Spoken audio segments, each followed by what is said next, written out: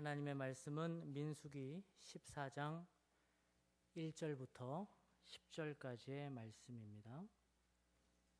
민수기 14장 1절에서 10절까지의 말씀을 함께 교독하도록 하겠습니다. 온 회중이 소리를 높여 부르짖으며 백성이 밤새도록 통곡하였더라.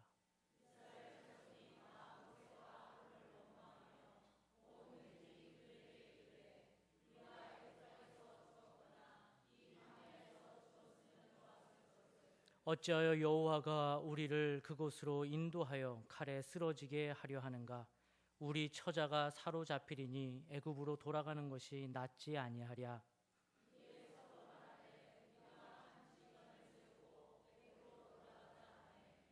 모세와 아론이 이스라엘 자손의 온 회중 앞에서 엎드린지라.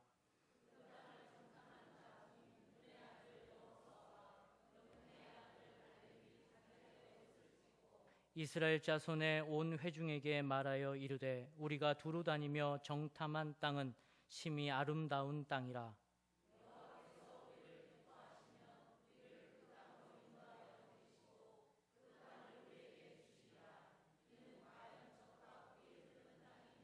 다만 여호와를 거역하지는 말라. 또 그 땅 백성을 두려워하지 말라. 그들은 우리의 먹이라. 그들의 보호자는 그들에게서 떠났고 여호와는 우리와 함께 하시느니라. 그들을 두려워하지 말라 하나 온 회중이 그들을 돌로 치려 하는데 그때 여호와의 영광이 회막에서 이스라엘 모든 자손에게 나타나시니라. 아멘. 미국에는 약 8천여 개의 대학이 있고 그 중에서 약 5천여 개가 사립대라고 합니다.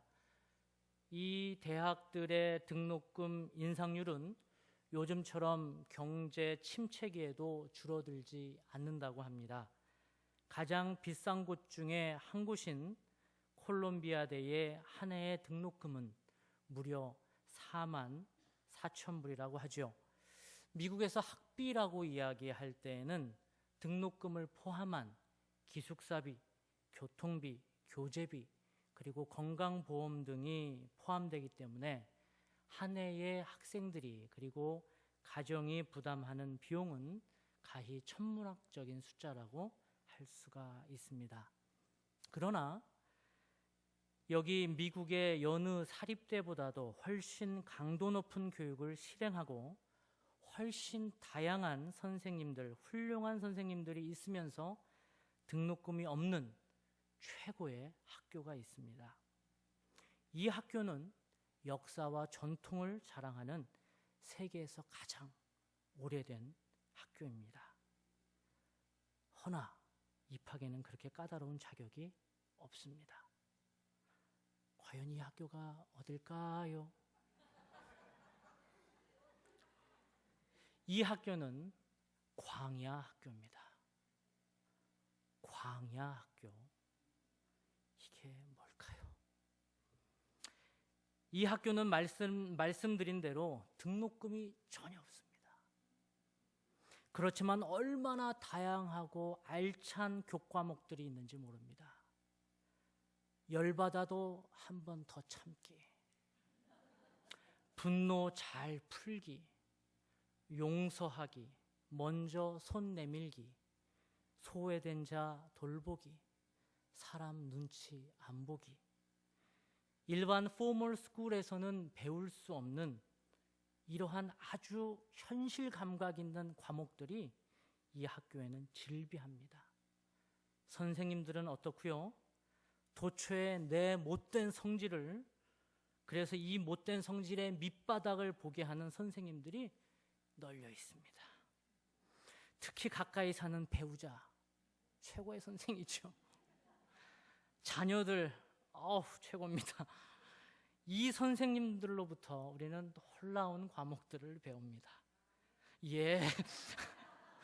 그들로부터 인내와 참기와 분삭히기, 그리고 그들로 인해서 내가 얼마나 화내기 쉽고 연약한 사람인지, 그리고 얼마나 옹졸하고 속 좁은 사람인지를 적나라하게 배웁니다. 이 광야 학교는 등록금이 없는 대신에 졸업이 없습니다. 주님이 오시는 그날까지 우리는 이 학교의 학생으로 살게 됩니다. 예, 할렐루야. 주위에 바로 옆자리에 앉은 여러분의 선생님을 보십시오. 그리고 한번 고백합시다. 스승의 은혜 감사합니다. 예, 최고의 선생님들을 모시고 사는 이 학교. 오늘 본문도 역시 이 광야 학교의 수업 중인 학생들의 이야기를 다루고 있습니다. 그들의 주요한 수업 과목은 만나와 메추라기만 먹고 잘 버티기, 원망 안 하기, 환경보다는 하나님 바라보기, 이러한 과목들입니다. 예나 지금이나 수업은 하기 싫은 것, 그래서 그들의 입은 대빨이나 나왔습니다. 그리고 민수기 거의 매 장마다 이러한 수업받는 학생들의 이야기가 많이 나오고 있는데, 주요한 그들의 반응은 원망과 불평이고, 하나님의 티칭 방법은, 그 결과는 이제 심판으로 다가오고 있죠.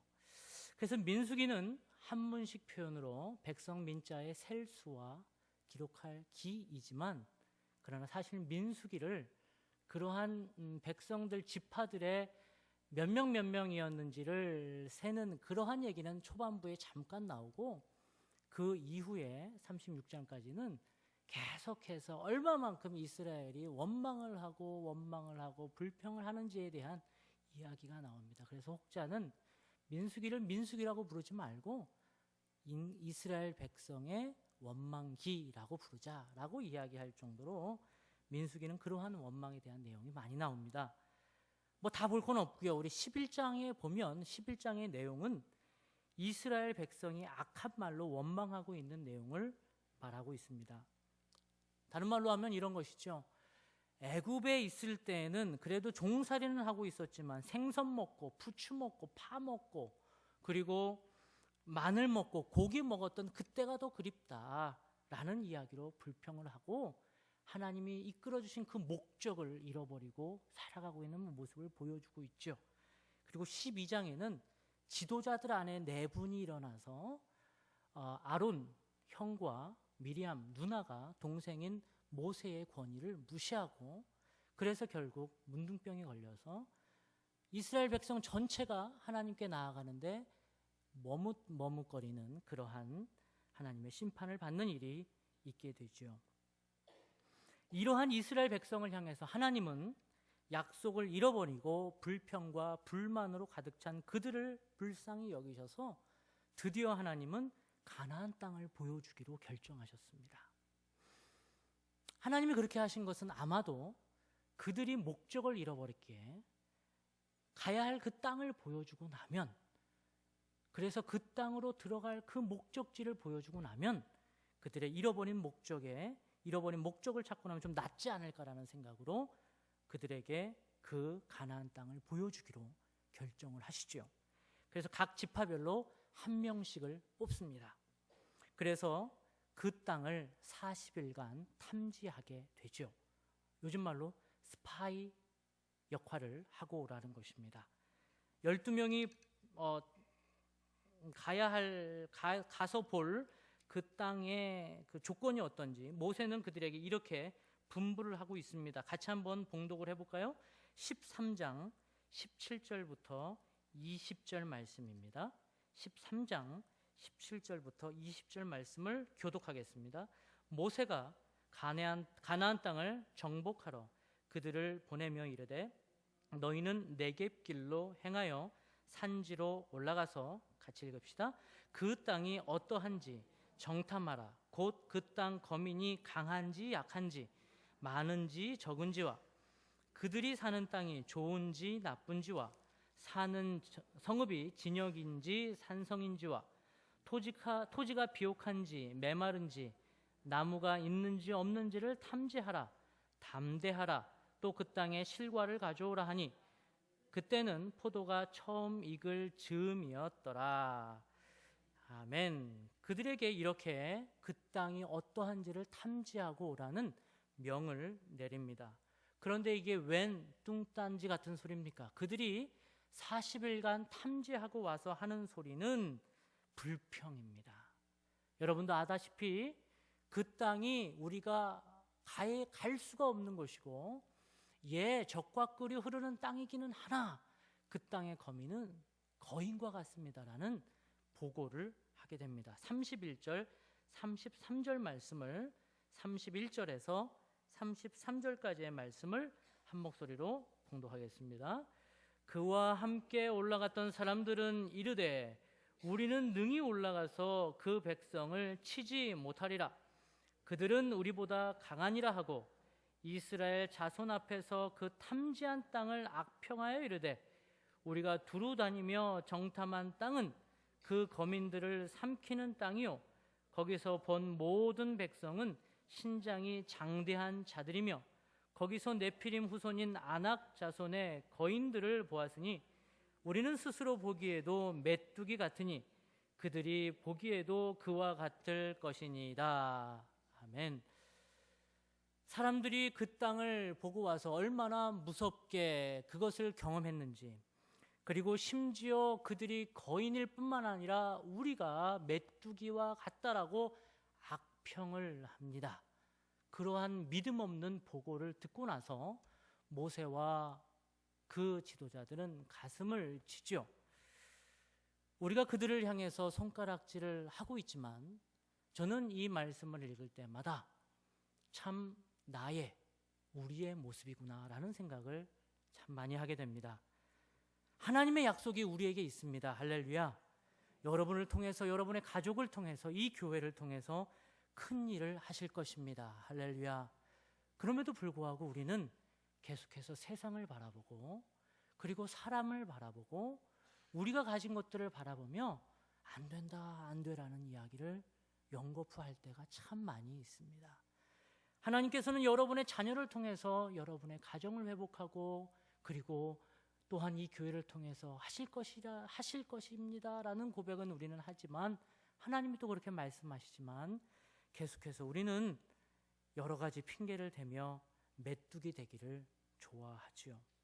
더 하나님이 괘씸하게 여기신 것은 아까 우리가 읽었지만 32절에 사람들이, 그 정탐꾼들이 사람들을 모아놓고 악평을 하고 불평을 하는 것입니다. 우리의 입술이 가장 더러워질 때는 불평을 실어 나를 때입니다. 불평은 빛의 속도보다도 더 빠르게 전달이 됩니다. 그래서 하나님께서는 요 다음에 나오는 장면, 여호수아의 장면 중에 이제 여리고성을 점령할 때에 하나님께서 그들에게 가장 큰 무기를 주시는데 어떤 무기를 주십니까? 바로 입을 닫게 하는 무기를 주시죠. 그래서 입을 닫으면 하나님의 일이 일어날 것을 하나님은 너무나 잘 아시기에 계속해서 성을 돌 때에 입을 닫게 하시는 겁니다. 하나님의 일이 우리에게 있습니다. 우리 교회를 통해 일어날 것입니다. 그렇다면 우리는 입을 닫아야 합니다. 눈에 보이는 대로 말하는 것은 불평입니다. 그러나 믿음의 눈으로 보고 말하는 것은 선포입니다. 이것이 우리에게는 분명히 정리되어야 할 바입니다. 여기서 오늘 우리는 두 부류의 사람을 두 가지 다른 앵글로 보면서 두 가지의 점을 좀 보려고 합니다. 첫 번째는 10명의 정탐꾼에 대해서 한번 보도록 하십시다. 이러한 이야기의 전말을 이제 우리가 알고 이 10명의 정탐꾼을 볼 때에 아무리 100번 양보를 해도 이들은 욕을 먹을 만한 자들이죠. 어떻게 그럴 수가 있는가? 하나님의 그 약속을 보고 와서도, 어떻게 그 땅을 보고 와서도 그러한 보고를 할 수 있는가? 라고 당연히 욕을 먹을 만하지요. 그러나 우리는 다시 한번 다른 각도로 이들을 바라보면 이들이 각 지파의 대표로 뽑혔다는 점을 우리는 좀 봐야 합니다. 다른 말로 하면 이들이 가위바위보 해가지고 져서 뽑힌 것도 아니고, 이들이 누가 가기 싫은데 등 떠밀어서 간 존재가 아니고, 이들이 각 지파에 믿음이 가장 출중하고 체력이 가장 좋은 청년들로서 구성이 됐다는 얘기예요. 당시에 12지파에 가장 많은 지파 수를 자랑하고 있는 유다 지파가 약 73,500명 정도라고 합니다. 그리고 가장 적은 베냐민 지파가 약 35,400명 정도라고 합니다. 대략 모든 각 지파를 평균해서 숫자를 어림잡으면 각 지파가 5만 명 정도라고 해요. 그래서 5만 명 정도 곱하기 12라니까 보통 우리는 60만 명이라고 얘기를 하는 것이죠. 이렇게 5만 명 정도에서 뽑힌 대표자들이라는 거예요. 5만 분의 1의 관문을 뚫고 나온 사람들이라는 거예요. 그러니까 이들이 처음부터 믿음이 없고 가위바위보 해가지고 져가지고 억지로 끌려간 사람이 아니라 당시에 각 지파에서 믿음이 있노라 하는 내노라 하는 사람들이 뽑혔다는 얘기입니다. 그리고 가장 준비된 사람들이라는 거예요. 국가대표들이라는 얘기예요. 그랬는데 이들이 갔다 와서 보고 나니까 뒤로 뻑뻑 나가 떨어졌다는 얘기죠. 여기서 말하는 것이 무엇일까요? 여기서 말하는 것은 세상이 그만큼 만만치가 않다는 겁니다. 여러분, 우리가 다 경험하시죠? 신앙생활을 아무리 오래 해도, 그렇죠? 아무리 강한 훈련을 받아도 우리가 우리의 마음을 모를 때가 너무나 많고 세상 앞에서 얼마나 우리가 메뚜기와 같다는 고백을 할 때가 너무나 많은지 모른다는 거예요.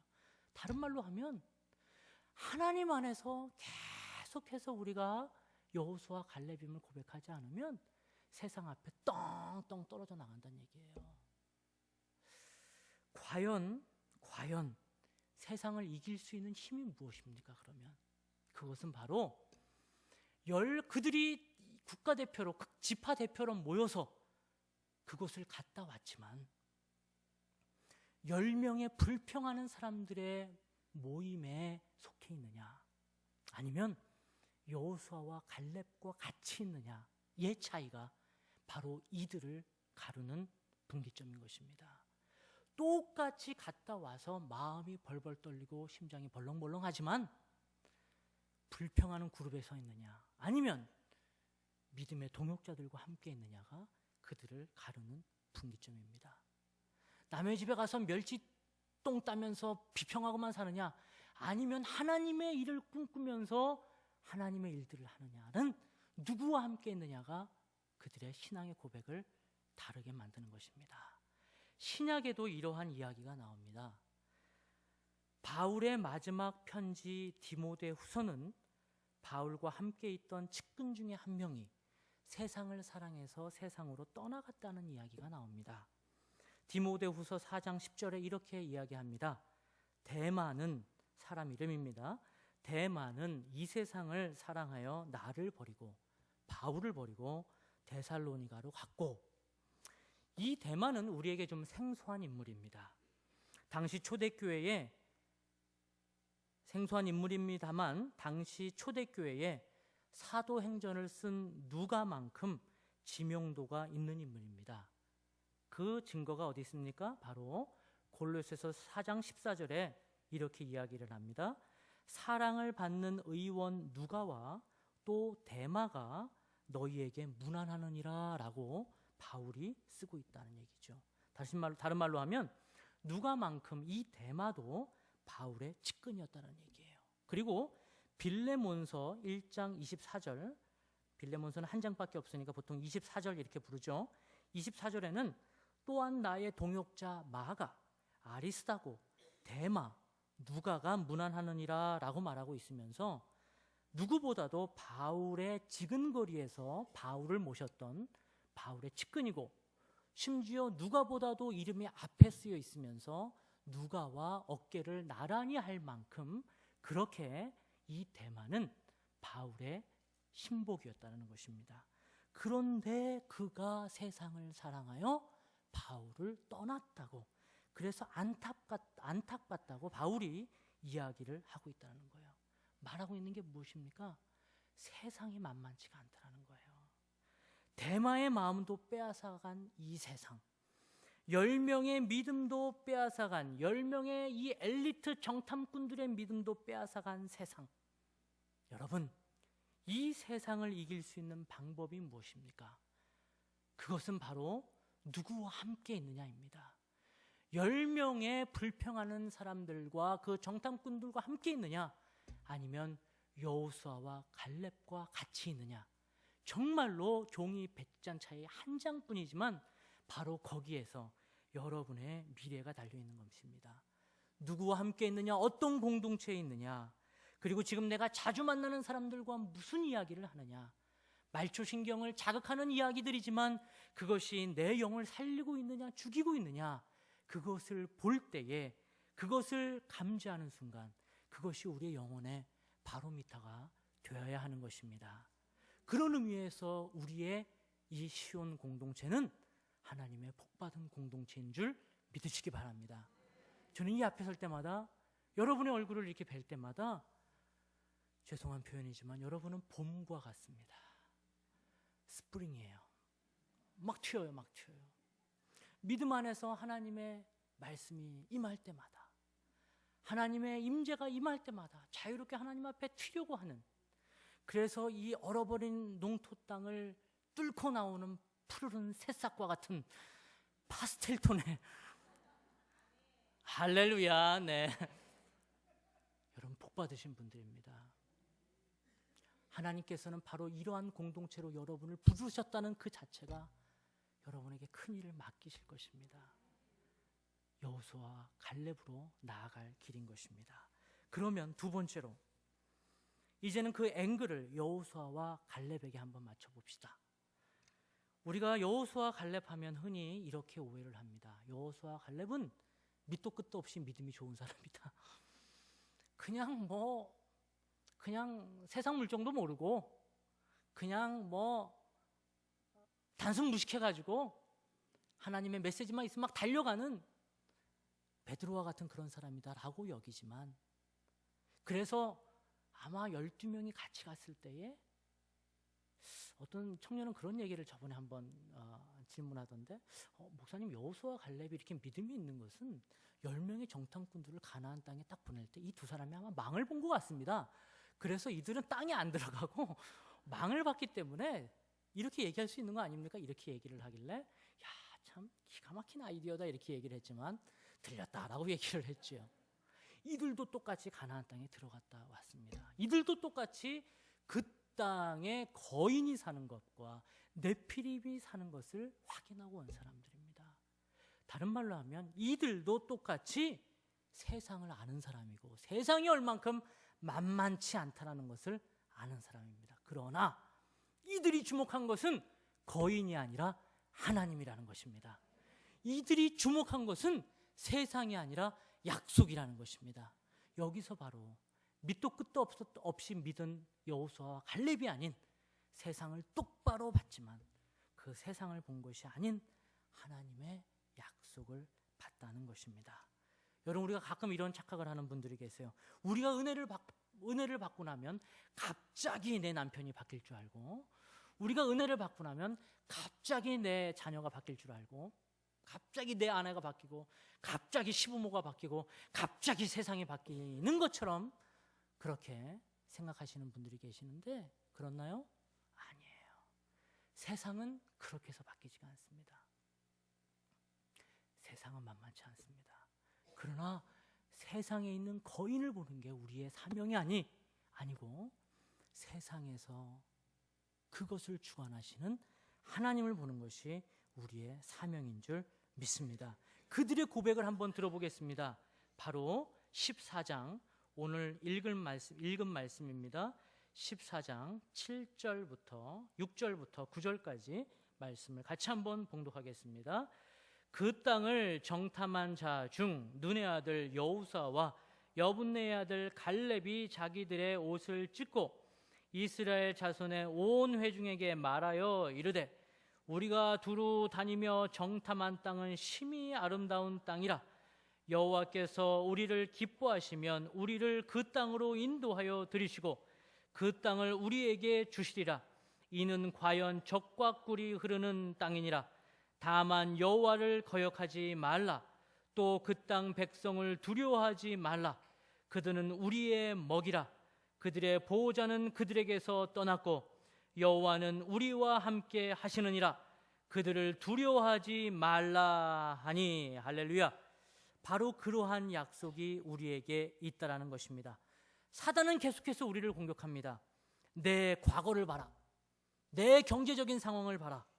내 과거의 아픔을 보아라. 내 자녀의 상태를 보아라.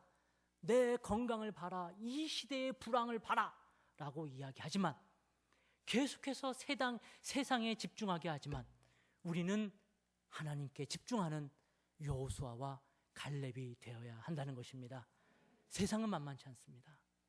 국가대표들도 떵떵 떨어져 나가는 세상에 우리는 살고 있습니다.